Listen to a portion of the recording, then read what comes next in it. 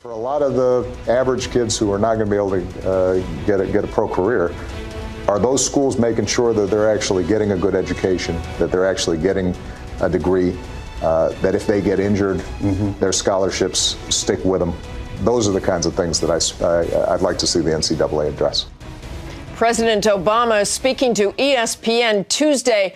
Colleges are raking in the cash this week from March Madness TV contracts and ticket sales, but players see none of it. That's why some are now calling for athletes to receive paychecks. But would that ruin the foundation of college sports? Our experts take on the simmering debate after ESPN's Tom Ferry. Behind the bracketology and excitement of March Madness is a multi-billion-dollar industry, all made possible by young athletes playing for their favorite schools. Everybody knew me in Oklahoma as the kid that committed early. Kyle Hardrick was so good that Oklahoma offered him a basketball scholarship in 9th grade. But after a knee injury during practice his freshman year, he lost his scholarship. And with medical bills piling up, he couldn't afford to stay in school. If it was workman's comp, my son would have been taken care of for the rest of his life. He would have been able to finish his college. Ramogi Huma, head of the National College Players Association, is fighting for the right of college athletes to unionize. I think it's very clear that the players who are 18 years old right now that are being taken advantage of in so many ways by this multi-billion-dollar industry will be in a much better situation if they have a union. Huma joined former Northwestern quarterback Kane Coulter and took their case to the National Labor Relations Board, arguing the services athletes provide their schools should grant them protections as employees. The NCAA has not voluntarily moved on critical issues. We see unions that have been very effective. But NFL and NBA players are professionals. People perceive college athletes to be something else, students, and perhaps students first. Well, NCAA sports is professional. The players are paid to play. You know, they receive at Northwestern a scholarship that's worth over $60,000 per year. In return, and on the condition that they play football, that's an employee-employer relationship. A new ABC News Washington Post poll showed an even split on allowing college athletes to create a union. But on paying athletes on top of their scholarships, Americans oppose that by a 2-to-1 margin. The NCAA argues, quote, the overwhelming majority of student athletes across all sports participate in college athletics to enhance their overall college experience and for love of the sport, as opposed to a desire to be paid to play college sports, unquote.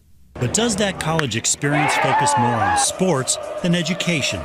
When players are spending 40, 50, 60 hours per week in their sport, they're not studying for psychology. It doesn't help you to play football in order to get your degree. Certainly there's a challenge with the amount of time that it takes for competition and travel and such. But the primary goal is for them to get a degree, and we can't lose sight of that. So will paying college athletes change the game entirely? Part of the attractiveness of intercollegiate athletics is knowing that these are amateurs. As long as the NCAA takes care of athletes, handles academic support systems, and makes sure that athletes get the right medical attention, they make out better than employees would. And they come out with a college education. But is that happening right now? No, it isn't happening right now. And you're absolutely right. That doesn't mean that we should turn to paying athletes as opposed to reforming the NCAA. The question is, will it take athletes to bring about those reforms? Well, this week, Tom Ferry, ESPN, Bristol. Thanks, Tom. We have both sides of the debate here now. Christine Brennan, USA Today columnist and ABC News contributor, and Joe Nocera, columnist for the New York Times. And Joe, I want to start with you. You think this is a great idea to pay these athletes? I do. I think that in college football and in men's basketball, the athletes are, in fact, employees in a multi-billion-dollar business. So, in effect, you have a multi-billion-dollar business with a free labor force. Is that right? Now, President Obama is right. All these other things need to be taken care of, too. And I'm not saying they should get $1 million or $2 million, but I am basically saying that given the fact that they're not student athletes, they're athlete students, they deserve some compensation.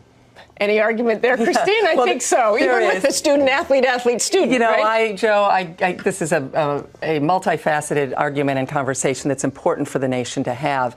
But when you think about paying athletes, you have to think first and foremost of Title IX. You know, Martha, this is one of the most well-loved laws of the last half century in this country. Of course, enabling women and girls to play sports just like their brothers. So if they start paying the male athletes? If you pay the football players, according to my experts, you have to pay the field hockey players or you have lawsuits galore. And in fact, just 3 years ago, the NCAA tried to do this by paying football $2,000, as you know, a stipend. And that was just roundly defeated. Joe, how do you counter that? Would that happen, you think? Seems to make sense. Football and men's basketball are a different category of sport than anything else. The athletes are there, first and foremost, not to get an education. Many of them major in eligibility.